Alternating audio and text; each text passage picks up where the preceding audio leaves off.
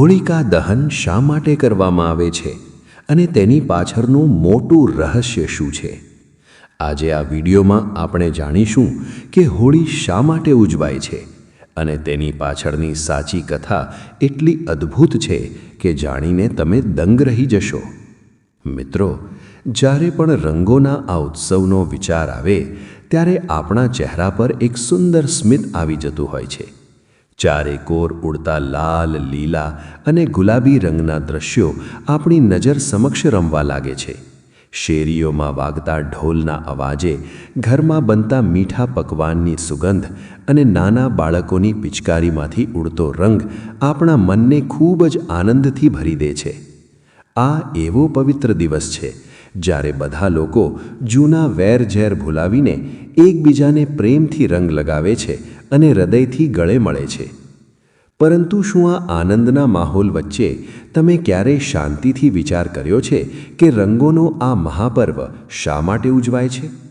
બરાબર હોળીના આગલા દિવસે જ ચોકમાં લાકડા ભેગા કરીને તેને અગ્નિ કેમ આપવામાં આવે છે, જેને આપણે હોળિકા દહન કહીએ છીએ? તેની પાછળની સાચી કથા શું છે તે જાણવા માટે આજે હું તમને સતયુગના એ જૂના સમયમાં લઈ જઈશ જ્યાંથી આ તહેવારની સાચી શરૂઆત થઈ હતી. આ કોઈ સામાન્ય વાર્તા નથી, પણ આ તો રૂવાડા ઊભા કરી દે તેવી એક ઐતિહાસિક વાત છે જે આપણને શીખવાડે છે કે ખરાબી ગમે તેટલી તાકાતવાર કે મોટી કેમ ન હોય, સચ્ચાઈ અને ભગવાનની ભક્તિ સામે તેને એક દિવસ ઝૂકવું જ પડે છે. તો ચાલો એને જોઈએ. આ જાદુઈ અને જૂની વાર્તાની શરૂઆત સતયુગના એક ઘણા જૂના સમયથી થાય છે, જ્યારે આખી પૃથ્વી પર રાક્ષસોનો ભયંકર ડર ફેલાયેલો હતો. તે સમયમાં હિરણ્યકશિપુ નામનો એક ખૂબ જ તાકાતવાર, મોટી ઈચ્છાઓવાળો અને ઘાતકી રાક્ષસ રાજા હતો, જેના મનમાં આખી દુનિયા પર એકલા જ રાજ કરવાની અને ત્રણેય લોક જીતવાની ક્યારેય ન સંતોષાય તેવી ઈચ્છા હતી. પોતાની આ જ ઈચ્છા પૂરી કરવા માટે તેણે મંદરાચલ પર્વત પર જઈને એવી આકરી તપસ્યા શરૂ કરી કે વર્ષો સુધી ખાવા પીવાનું બિલકુલ છોડીને તે માત્ર એક પગ પર જ હલ્યા વગર ઊભો રહ્યો અને તેના શરીરમાંથી નીકળેલી તપની આગથી ત્રણેય લોક બળવા લાગ્યા. છેવટે દુનિયા બનાવનાર પરમપિતા બ્રહ્માજીને મજબૂર થઈને તેની સામે પ્રગટ થવું જ પડ્યું. બ્રહ્માજીએ જ્યારે તેને મનગમતું વરદાન માંગવા કહ્યું, ત્યારે આ રાક્ષસ રાજાએ ખૂબ જ ચાલાકી વાપરીને એક એવું અનોખું અને જાદુઈ વરદાન માંગ્યું જેણે તેને લગભગ અમર જ બનાવી દીધો. તેણે માંગ્યું કે હે પ્રભુ, મને બ્રહ્માજીએ બનાવેલી કોઈ પણ વસ્તુ મારી ન શકે. ન કોઈ માણસ કે ન કોઈ પ્રાણી મને મારી શકે. ન દિવસના સમયે મારું મોત આવે, ન રાતના અંધારામાં. ન હું ઘરની અંદર મરું, ન ઘરની બહાર. ન જમીન પર મારું મોત આવે, ન આકાશમાં. અને દુનિયાનું કોઈ પણ હથિયાર મારો જીવ ન લઈ શકે. આ ક્યારેય ન તૂટે તેવું વરદાન મળતાની સાથે જ હિરણ્યકશિપુનો અહંકાર 7મા આસમાને પહોંચી ગયો અને તેને લાગવા માંડ્યું કે હવે તો સાક્ષાત મોત પણ તેનું કાંઈ બિગાડી શકે તેમ નથી. વરદાન મળતાની સાથે જ તેણે દેવલોક પર હુમલો કરી દીધો.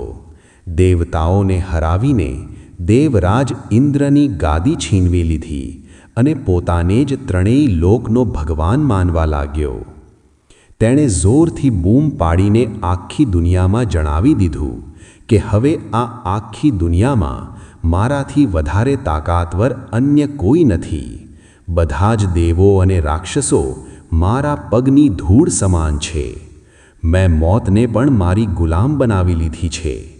આજથી મારા રાજમાં કોઈ પણ એ વિષ્ણુની પૂજા નહીં કરે, કારણ કે વિષ્ણુ મારો સૌથી મોટો દુશ્મન છે, જેણે દગાથી મારા ભાઈ હિરણ્યાક્ષને મારી નાખ્યો હતો. જો કોઈએ ભૂલથી પણ નારાયણનું નામ લીધું તો તેની જીભ કાપી નાખવામાં આવશે. આજથી આ દુનિયાનો માત્ર એક જ ચલાવનાર અને માલિક છે, અને તે છું હું, સર્વશક્તિમાન હિરણ્યકશિપુ. દરેક મંદિરમાં માત્ર મારી જ મૂર્તિ મુકાશે અને મારી જ આરતી ઉતારવામાં આવશે. આ રાક્ષસ રાજાના ભયંકર આદેશથી આખી દુનિયામાં ડર ફેલાઈ ગયો. ડરી ગયેલી પ્રજા ભગવાનનું નામ ભૂલીને મજબૂરીથી તે રાક્ષસની પૂજા કરવા લાગી. પરંતુ જૂના શાસ્ત્રોમાં કહેવાયું છે ને કે જ્યારે પાપનો ઘડો ભરાય છે ત્યારે પ્રભુ કોઈ ન કોઈ રૂપમાં પોતાની લીલા રચે છે. ભગવાનની લીલા તો જુઓ. એ જ અહંકારી અને પાપી રાક્ષસ રાજાના મહેલમાં એક એવા ચમત્કારિક બાળકે જન્મ લીધો જે જન્મથી જ ભગવાન શ્રી હરિ વિષ્ણુનો મોટો ભક્ત હતો. તે તેજસ્વી બાળકનું નામ હતું ભક્ત પ્રહલાદ.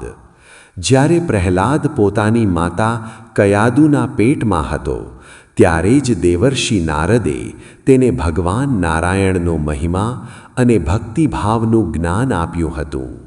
આથી જ પ્રહલાદ બાળપણથી જ ખૂબ જ પવિત્ર, શાંત, દયાળુ અને પ્રભુ વિષ્ણુની સાચી ભક્તિમાં ડૂબેલો રહેતો બાળક હતો.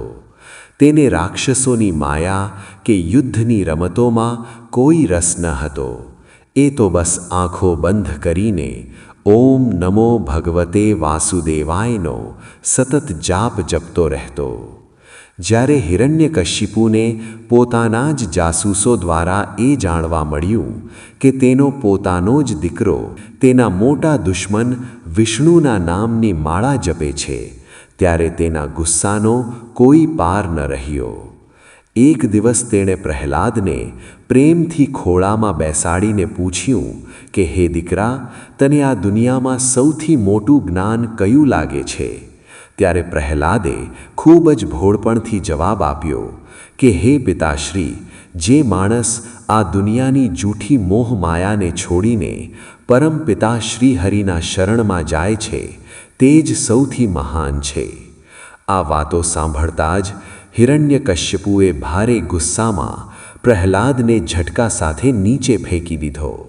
તેણે પ્રહલાદને સમજાવવાની કોશિશ કરી, ડરાવ્યો, ધમકાવ્યો અને રાક્ષસી વિદ્યા શીખવવાનો હુકમ કર્યો. પરંતુ પ્રહલાદની ભક્તિ તો મેરુ પર્વત સમાન મક્કમ હતી. હિરણ્યકશ્યપુ રાણ પાડીને બોલ્યો કે અરે મૂર્ખ પ્રહલાદ, તું મારા જ ઘરનો દીકરો થઈને એ ડરપોક વિષ્ણુનું નામ કેમ લે છે?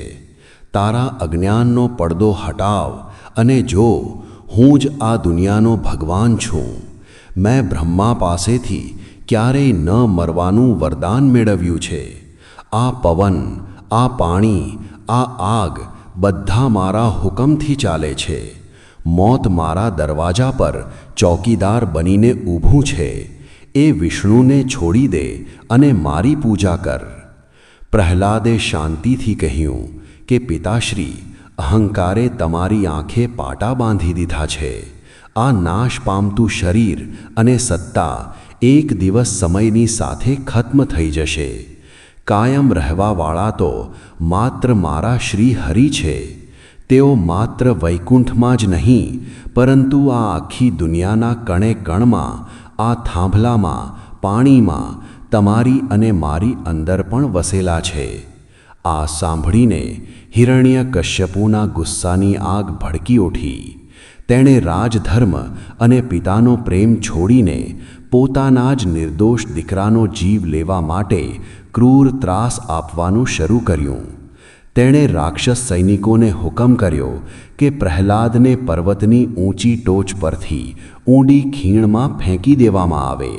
પરંતુ જ્યારે સૈનિકોએ તેને નીચે ધકેલ્યો ત્યારે પ્રહલાદ ચહેરા પર સ્મિત સાથે નારાયણનું નામ લેતો રહ્યો અને પવનદેવે જાતે તેને ફૂલની જેમ હળવેથી ધરતી પર ઝીલી લીધો. આ જોઈ રાક્ષસ રાજા ગુસ્સે ભરાયો. તેણે એક ગાંડા અને તોફાની ભૂખ્યા હાથીના પગ નીચે પ્રહલાદને કચડાવવાની કોશિશ કરી, પરંતુ એ મોટો હાથી પણ ભક્ત પ્રહલાદની ચમત્કારિક શક્તિથી શાંત થઈને તેના પગમાં માથું નમાવી દીધું. ત્યારબાદ તેને ઝેરી કાળા સાપથી ભરેલા અંધારા ઓરડામાં ઢકેલવામાં આવ્યો, પરંતુ મોત સમાન એ સાપ પણ શેષનાગની જેમ પ્રહલાદના રક્ષક બની ગયા. અંતે તેને ભયંકર ઝેર પીવડાવવામાં આવ્યું, પરંતુ શ્રી હરિની કૃપાથી એ ઝેર પણ તેના ગળામાં ઉતરતાં જ અમૃતમાં બદલાઈ ગયું. જ્યારે કોઈ હથિયાર કે જાદુ કામ ન આવ્યા, ત્યારે નિરાશ થયેલા હિરણ્યકશ્યપુએ પોતાની બહેન હોલિકાને યાદ કરી. હોલિકા એક જાદુઈ રાક્ષસી હતી, જેને બ્રહ્માજીએ એક જાદુઈ કપડું એટલે કે ચૂંદડી વરદાન રૂપે મળી હતી. આ ચૂંદડીની ખાસિયત એ હતી કે તેને ઓઢવાવાળું આગની મોટી જ્વાળાઓમાં પણ બળીને ખાખ થતું ન હતું. આખી સભાની વચ્ચે હિરણ્યકશ્યપુએ કહ્યું કે હે બહેન, આજે આપણા કુળની આબરૂ તારા હાથમાં છે. તું એ જાદુઈ ચૂંદડી ઓઢીને પ્રહલાદને તારા ખોળામાં લઈ સળગતી ચિતા પર બેસી જા, જેથી આ વિષ્ણુનો ભક્ત બળીને રાખ થઈ જાય અને તું સલામત રહી શકે. પોતાના વરદાનના ખોટા ઘમંડમાં આંધળી બનેલી હોલિકાએ આ પાપનું કામ સ્વીકારી લીધું અને કહ્યું કે કાલે ફાગણ મહિનાની પૂનમ છે અને કાલે જ આ બાળકનો જીવ જશે. બીજે દિવસે સવાર થતાં જ રાજ્યની બરાબર વચ્ચે લાકડાનો એક મોટો ઢગલો કરવામાં આવ્યો. ડરેલી પ્રજાની આંખોમાંથી આંસુ વહી રહ્યા હતા.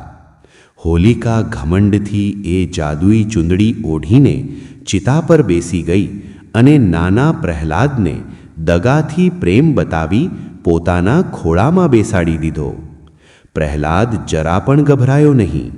તેણે આંખો બંધ કરી શ્રી હરિના જાપ શરૂ કર્યા.